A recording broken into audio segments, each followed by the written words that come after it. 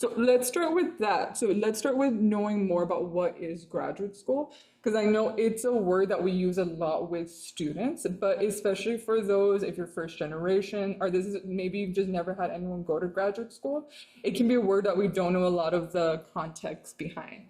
So I'm always big about like, let's set the foundation so as we start to add more of that knowledge, we know what we're talking about. So, graduate school, this is going to be a degree that you get after your bachelor's degree. For most graduate degrees, you do need your 4-year degree. We'll talk a little bit more as we get into applying of, let's say you're a junior applying for medical school, or you're your senior year applying for a master's or doctoral program, what that looks like when you haven't finished a degree yet, but you're about to. But generally, you need to have completed a bachelor's degree, and graduate school is in a specific subject. So here, right, you all take a lot of classes, history, math, sciences. Some of them are probably maybe not your favorites because that's not the major you want to go into. Graduate school is going to be different because all those extra classes you don't take, the classes you're taking are really geared towards your field. So I have my master's in counseling. I didn't take any math classes. I'm not a math major. I did not want to do that. All my classes were really more geared towards people, how to study people, how to talk to people. So I really enjoyed that because that's what I wanted to do. But if you would put me in a master's program for science, I probably wouldn't do as well because that's not my interest area. I could be able to do it, but I wouldn't have been as engaged for that. So specialize in a specific subject. And the question, do I have to get the degree? This is going to be, it depends. There's some professions like being a lawyer, going to physical therapy, that you have to get that extra schooling. There's like non-negotiation, like that's part of their licensure to do that.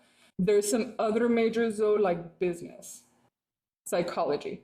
It could be optional depending on what you want to do and your profession, if it's something that maybe helps you get more money or get to the next step in your career.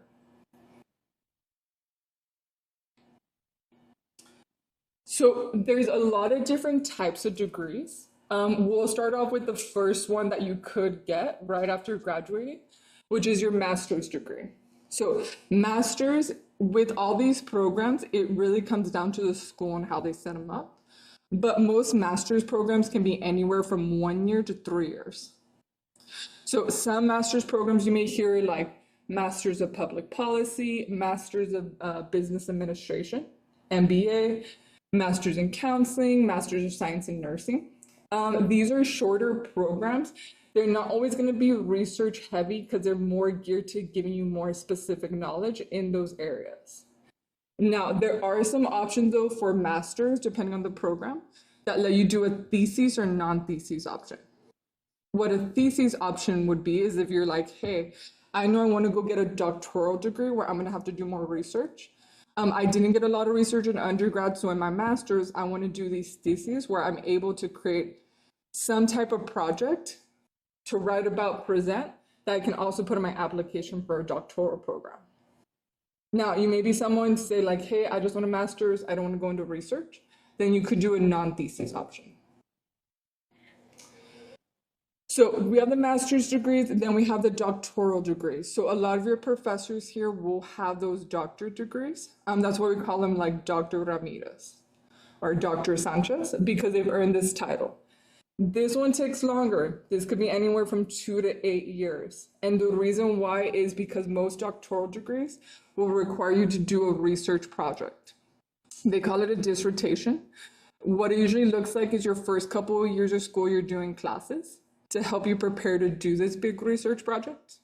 Then from the research project, you're doing everything. You're making it, you're collecting the data, and then you're writing a paper to present it to a committee. When you present it to your committee, they have to approve it. So if they approve it, then you officially become a doctor. That's why it takes a little bit longer, because for some people, they may do their classes in 2 to 3 years, but it may take them like 1 to 3 years to do the research, depending on how in-depth it is. But you could have Doctor of Philosophy, Doctor of Psychology, Doctor of Education, or Doctor of Business. Now, there are some other doctoral programs that are going to be geared more towards like healthcare, lawyer. Those are professional degrees. They also have a range of 3 to 10 years. But these, like Doctor of Pharmacy, Doctor of Medicine, they're similar to the doctorate program, but doctorate programs are typically more research heavy into there. And the last one I want to mention, because I know a lot of times we may say certifications, and students may be like, hey, what's the difference between a degree and a certification? A certification won't be a full degree, but it's a way to get training in a specific area to even make you more knowledgeable or to give you that foundation to do that skill. So right now in the tech field, there's a lot of certifications because that's an industry that's growing a lot. So Google has a lot of certifications for like cybersecurity, data analytics, where they're anywhere from like a 1 month to 1 year program where you could get that knowledge and skill to, again, do that specific task that they're training you on. Questions about the degrees? So I know there's that question, how does the funding work? So funding does get a little bit interesting when it comes to graduate school. There's typically more funding for doctoral degrees. One, because you can get research funding to help you do your research. And two, sometimes with doctoral degrees, they do ask you to be a full-time student. So because you're a full-time student, they give you enough to be able to live as a student, but it's not going to be that excess amount where you're like, I'm going to go like do this, you fine. You're like on that fine level. Now, master's degrees, typically no, there's not as much funding for them. It all depends on the school. There may be some scholarship opportunities, maybe some grants. What you see with a lot of master's students is they may work on campus. So some programs have the option for you to do what's called a graduate assistantship, where maybe you're helping with the professor in the classroom, or maybe you're helping them do research. But that will be the difference with the funding. The financial aid doesn't always cover as much as your undergrad. So it's something to consider as we go to this next slide. In the next couple ones about like questions to ask yourself. So now we know the degrees. Now we're going to talk a little bit more about how do you apply. So each program is going to be different. So at the end of the slides, I'm going to show you examples of how you can do that research. Because even if you're like, I'm going for a master's in counseling, all the counseling programs are not going to be the same in maybe what they need. But generally, these are usually some of the things that they're going to ask for. So the first thing, an application and an application fee.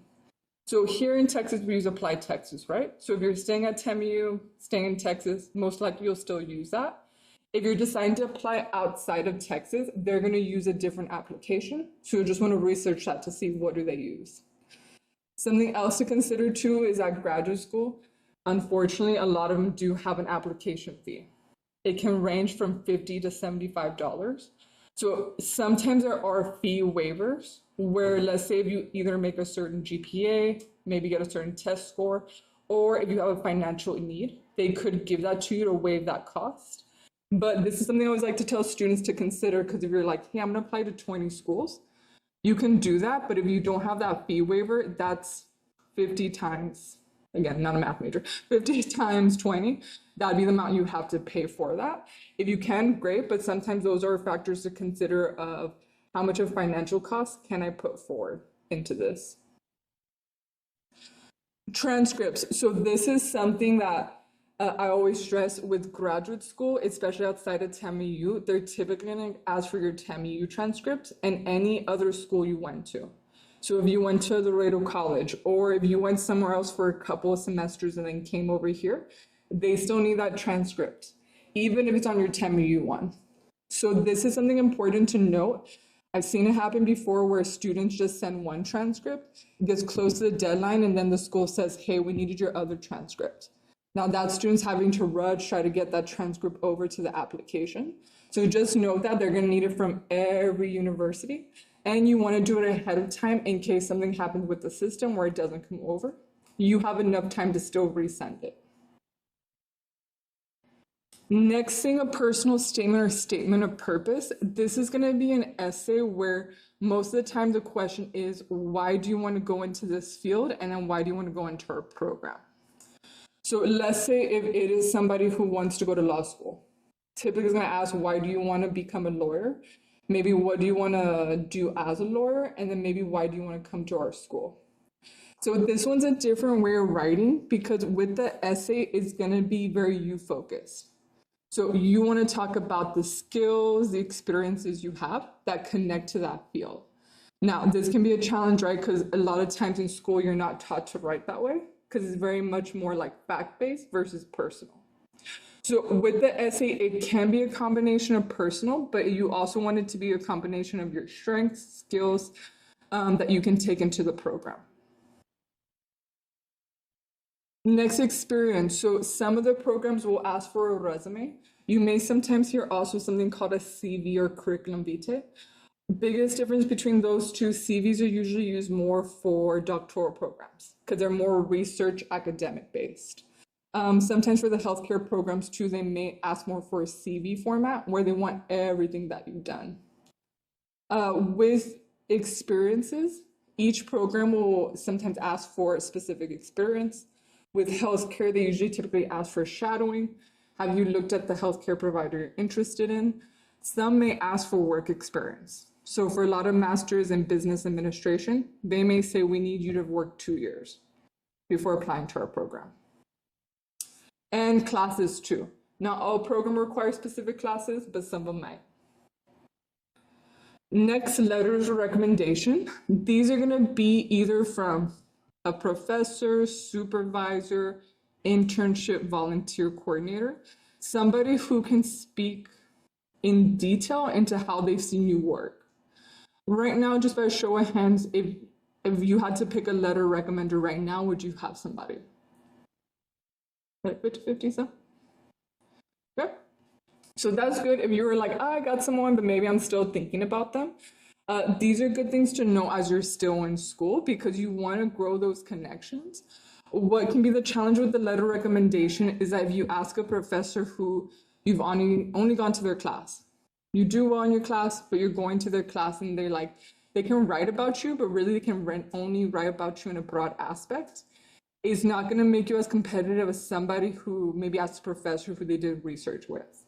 That professor can go more into specifics. So that's something that you want to know for grad school. If you haven't started to build up on those relationships, start to build up on them so that when that time comes, you know, like they can go into really good details about you and then all the great things you could bring into the graduate program. Test scores. This is also going to be optional, but if you've ever taken an SAT or ACT, some of these tests are like that, but for graduate programs. So the jury is very much like the SAT or ACT.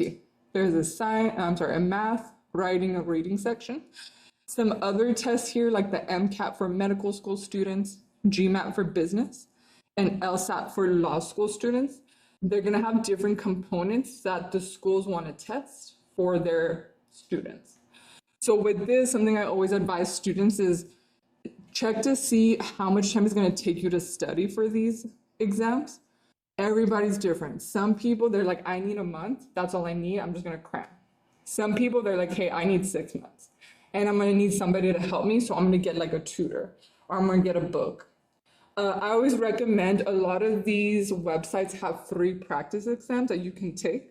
My first thing is take that, test it out, engage it. If you notice you're like, hey, this is a little bit easier, cool. Then you can have a gauge of how much time you want to take. If it's a little bit harder, then we can talk about what other resources can we get you to make it a little bit easier for you to study. And last, an interview. Not all programs do the interview, but they may ask you to go do an in-person or virtual interview. For a lot of healthcare programs, this is another cost you have to think about. Because if you apply for, let's say, a school in Texas Tech, they have an interview in person, you have to drive or fly to that interview. And unfortunately, no one's covering that cost but yourself. So something else to consider too is that if you are having to do these interviews, thinking about like, hey, well, I have the resources to go interview at these places.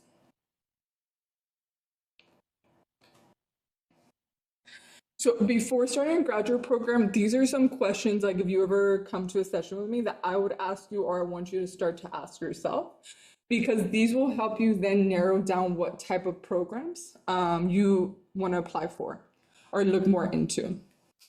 So the first thing to ask yourself, do you need the graduate degree? If your field does not need the graduate degree, but it's important for you, you're like, hey, this has always been a goal for me, that's great. If you're more doing it because you're like, somebody told me just to go get the degree, I don't know if this is what I want to do, then I would take a pause and really think about, is this a good time to do it? So with graduate school, what's nice is that there's not a rule that you have to do it right after you graduate. You can, it's an option, but you could work for a couple years, get experience, try something else, and then apply for school later on. That's the thing that I think is really great about graduate programs is that people come from all different backgrounds. One time I was in an information session for a physical therapist. I'm sorry, a physician assistant program. And they said they actually had somebody who was like a premier ballerina who came back and wanted to become a physician assistant. So she came back, took classes, and did that. They also had somebody who used to work for NASA, wanted to be a physician assistant, came back and did that. So you'll have a wider range of people from different backgrounds, but the most important thing is, one, people's applications were strongest when they did it, and two, they're ready. Because that's the part I always tell Proyecto Amigo students. You gotta have that second part of, are you ready to start taking the classes? If you're in a season of like, hey, maybe I need a break, maybe I need some time, that's okay, but just really assess, are you ready to start this program? Thinking about the type of degree, master's, doctorate, what are your end goals? If you're someone's like, I want the option to be a professor down the line, that doctorate degree probably is gonna get you there more. If you're like, no, I don't want to be a professor, I don't want to do research, I just want to more specialize in my field, maybe that master's program. What type of program do you want? Do you want to stay in Laredo or do you want to leave Laredo? So this is a big one because unfortunately we don't have all the programs here. So if you want to go into pharmacy, healthcare, law school, you eventually would have to move outside of Laredo. There's some other programs here though, like criminal justice, business, that would give you that flexibility to stay. And if you want it virtual in person, how many people know they like to take online classes? Okay, so this may be the crowd that wants to do their graduate school in person.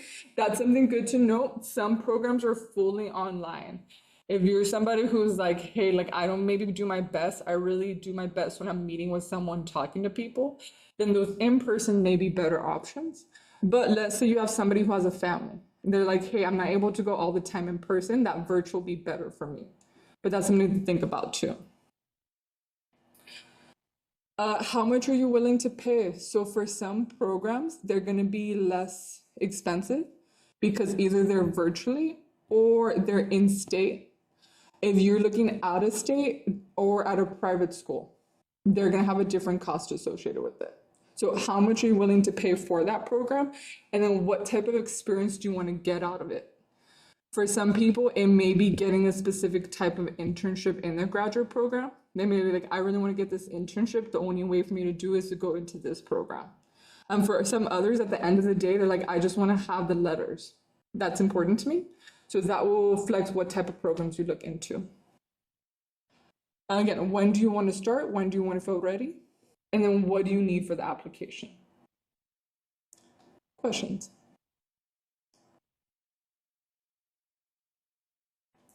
So the biggest thing for graduate school, or really anything after you graduate, is making sure you get experience to put on your resume or CV before you graduate.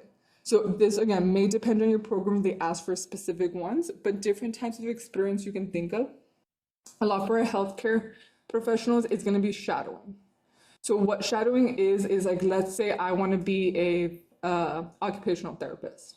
I'm not able to go help the occupational therapist because I need a license, but I can observe them to see what do they do to get a better idea of like, this is a day in the life of an occupational therapist.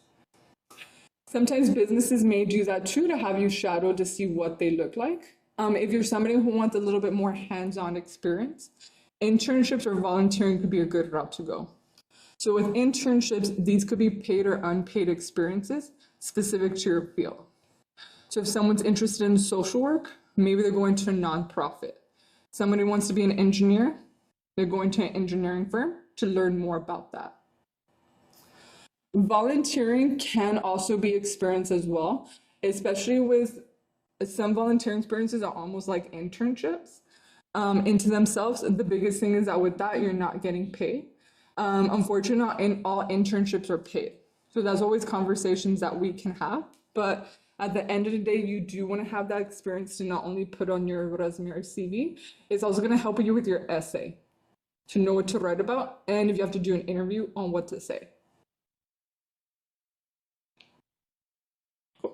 So I'm going to jump into showing you different graduate schools and how you can do that research. But any questions before I do that?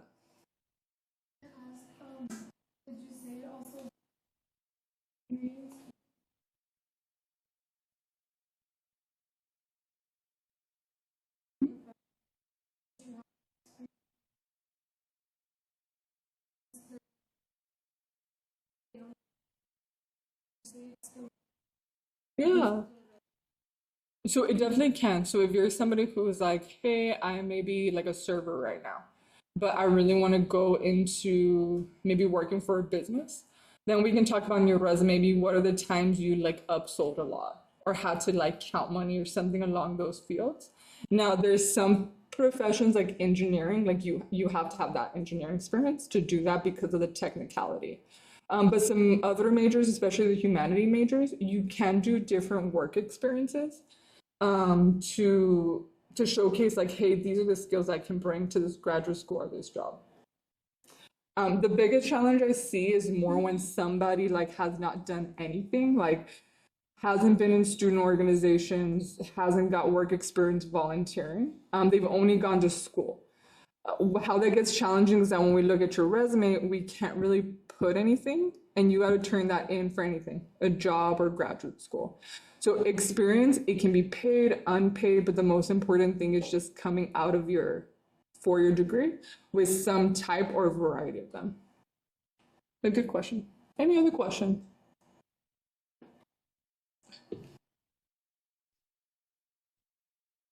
So when you're doing your research, something I recommend is having like an Excel spreadsheet, Canva, Word, whatever works best for you to start documenting which ones you're interested in and what they're going to need. So this is TAMIU's graduate school. We can see here they break it down by doctoral, online, certificates, and then collaborative programs. So what a collaborative program would be is, let's say either you're somebody who wants to go to law school, but you also want a master's in business administration. Some programs allow you to get both degrees for there. It'll take you a little bit more time because you're taking more classes, but it could be a possibility to do both.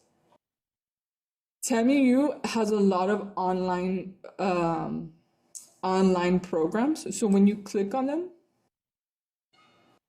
let me see one that. Here. This is what TAMIU's is going to look like. So TAMIU's online program is going to be called rolling admissions. So what that means is that when we go over here to the calendar, they have start terms every semester. So let's say I'm graduating this fall and I'm like, hey, I want to start this program in the spring. Then I can look spring 1, the start date's January 21st. I have to submit everything by the 13th and then pay by the 17th. So it's nice because it's a quick turnaround, but it's also a quick turnaround for that. This will be a program that's completely online. We can see the tuition. A lot of the virtual programs are a little less expensive because they're not adding the cost of like being on campus. And you can even check out more like, hey, like what do I need? The application, my bachelor's degree, and a professional resume. And now the bachelor's degree, there's some programs that are not going to be rolling admission. I'm trying to think of one. Physical therapy. Physical therapy, if somebody wanted to start right after TAMIU, I want to start fall 2025. Their application opened up this summer for them to start the next year. So theirs is a full year application. So with that, since they're still in their senior, right, they haven't gotten their degree yet.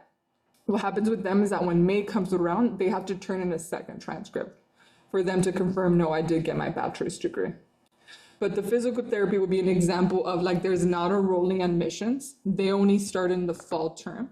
And their application looks like they do it in the summer, fall they're interviewing, spring they're deciding where to go to start in that May term.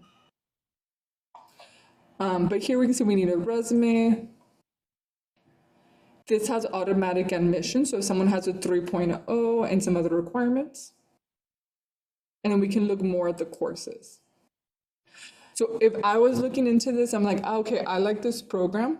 I would put on my Excel spreadsheet, okay, name a program. What does it need? When's the deadline? The deadline is going to be really helpful too, because if you notice like, oh, these two programs have earlier deadlines, then you know I got to focus on those two first and then do the other ones next. So let's say we want more an in-person program. This is the University of Texas in San Antonio.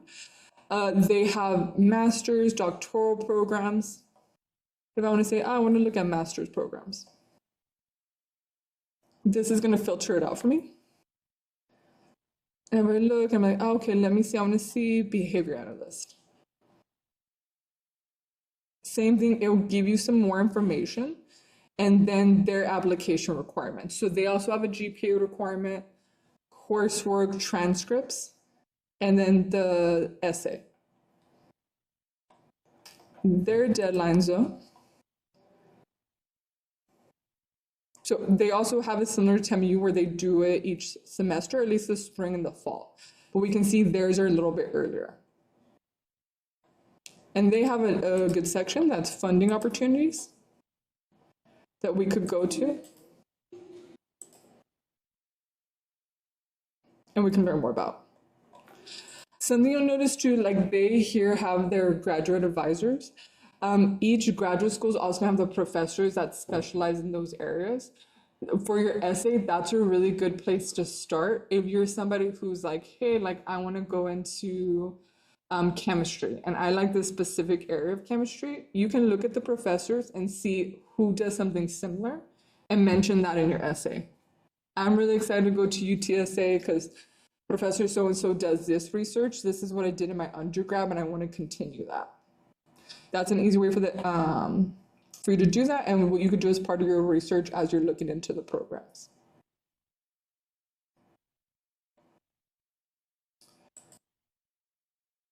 So this one over here is going to be for a doctoral degree. This is at Harvard.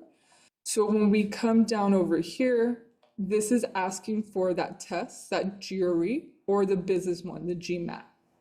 The essays required. This is an example that's specific to a lot of doctoral programs. Sometimes they may ask for a writing sample. What that is that they want to see maybe an essay you've done in the past, because in doctoral programs there's a lot of writing. So they want to see what level you're at. Fall grades, if you wanted to also do your law school with this, they have a combination of both. And then here, this is where we can click on the faculty and learn more about them.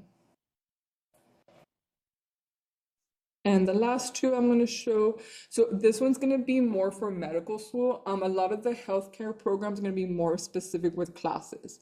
We can see here they're like, we need English, we need chemistry. So in the healthcare field, if you're interested in this, this is a big thing you got to look out for, because each program, most of them are going to be the same, but some of them are going to be a little bit different in the classes they need.